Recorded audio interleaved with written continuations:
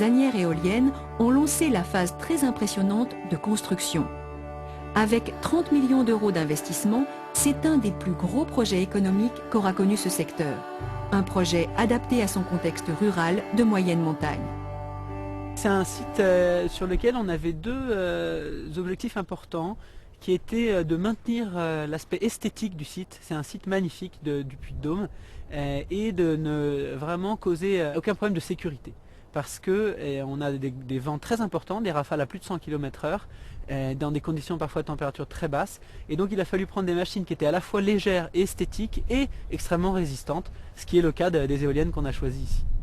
La construction a trois grands corps de métier. Il y a une partie qui est ce qu'on appelle le génie électrique, une partie qui est ce qu'on appelle plus le génie civil, et enfin une partie montage de l'éolienne elle-même. La partie génie électrique consiste en enterrer les câbles de haute tension, créer un lien avec le réseau EDF qui va permettre d'alimenter la communauté locale en électricité, et puis créer les câbles qui vont dans les machines elles-mêmes.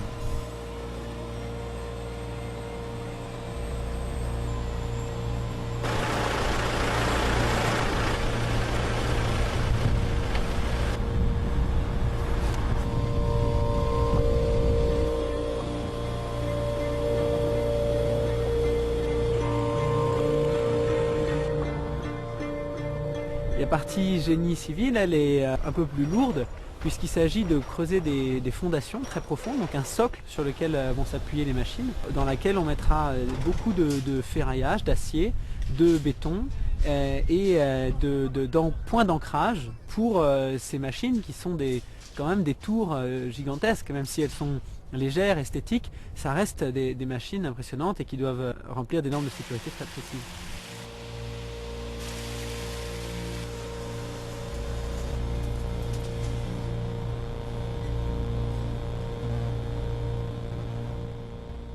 Et enfin vient une phase également très impressionnante, celle du levage des éoliennes.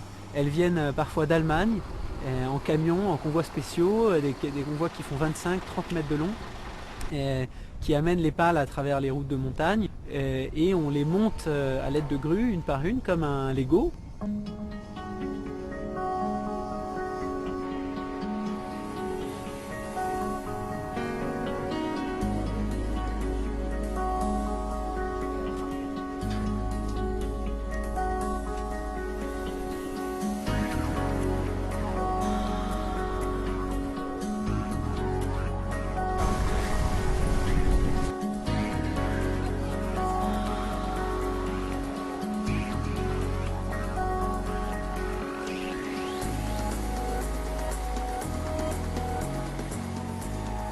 Ce chantier a la particularité d'être sur un site certes magnifique, mais très haut en altitude et dans une région où il neige beaucoup. Et donc pendant la phase chantier, on a été de nombreuses fois bloqués par parfois d'immenses congères. Et rien n'aurait été possible sans le secours de la communauté locale, des exploitants qui sont venus avec leurs engins agricoles pour dégager les camions et aider les ouvriers à faire leur travail.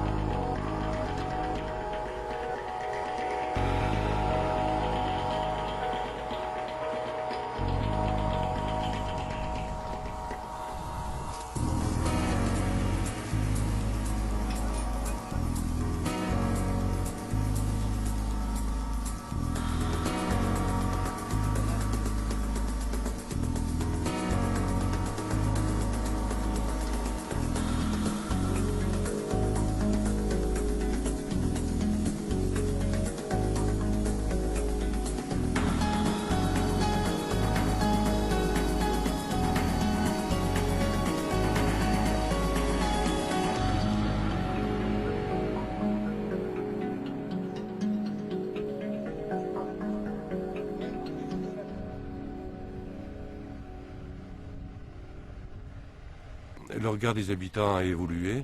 Les habitants comme moi au début, on ne savait pas comment était faite une éolienne et on n'en avait jamais vu. Alors, toutes les questions pouvaient se poser. Depuis qu'elle tourne, on s'aperçoit qu'il n'y a pas de bruit. Alors certains me disent c'est beau, d'autres me disent c'est vilain. La beauté c'est relatif et donc les avis sont partagés dans ce domaine. Les 26 éoliennes d'Ardes Communauté participent à un nouvel objectif de la loi Grenelle Environnement qui impose que 23% de l'énergie consommée en France provienne d'énergies renouvelables en 2020. La ferme d'éoliennes va alimenter à peu près 30 000 personnes en besoins domestiques, bien plus que le territoire de notre communauté qui est encore en 2200. Et on ne voulait pas 2 éoliennes pour se faire plaisir, il fallait que ça corresponde à une production d'électricité relativement importante. Et aujourd'hui, les 26 éoliennes qui produisent 22 MW, c'est de la production, on ne fait pas dans le bricolage, c'est du sérieux. La ferme d'éoliennes du Césalier participe aussi à l'image du territoire et devient le signe visible de ses efforts en faveur du développement durable.